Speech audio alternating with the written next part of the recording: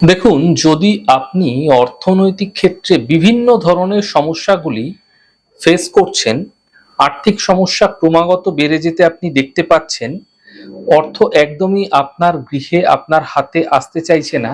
কাজ তো করছেন, কিন্তু সঠিক সময়ে অর্থ পাচ্ছেন না। যত দিন যাচ্ছে অর্থনৈতিক ক্ষেত্র ক্রমশ খারাপ হতে আপনারা দেখতে পাচ্ছেন। এমন ক্ষেত্রে আপনারা কি করবেন? আপনারা অনেকটা নিরাশ হয়ে পড়েন। অর্থনৈতিক ক্ষেত্রটা খারাপ হয়ে গেলে খুব স্বাভাবিক ব্যাপার।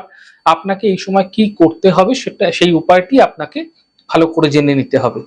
আগামী রবিবার দিন সকালবেলা আপনারা কি করবেন, 5টি জিনিস অবশ্যই খুব দ্রুত জোগাড় করে ফেলবেন।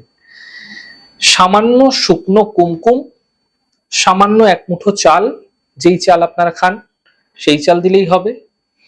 গোটা হলুদ, একটি কয়েন, প্রচলিত কয়েন যে কোনো একটা, 1 টাকা 2 টাকা 5 টাকা যা হোক, এবং একটি সাদা মিষ্টি একটি কলা পাতার মধ্যে রেখে, এই 5টি জিনিস আপনারা সকালবেলা একটি পাতার মধ্যে রেখে আপনারা গৃহে কোনো একটি ঠাকুর ঘরে রেখে দিন।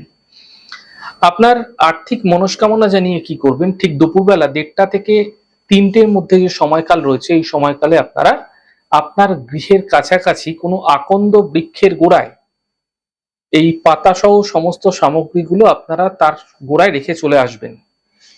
এই প্রক্রিয়াটি করার ক্ষেত্রে অত্যন্ত বিশেষ সময় কিন্তু 1:30 থেকে 3টা, এটা আপনাদের মাথায় রাখতে হবে। দুপুরবেলায় প্রক্রিয়া করবেন, এই সময়কালের মধ্যে প্রক্রিয়াটি করুন, এতে বিশেষ সুফল মিলবে।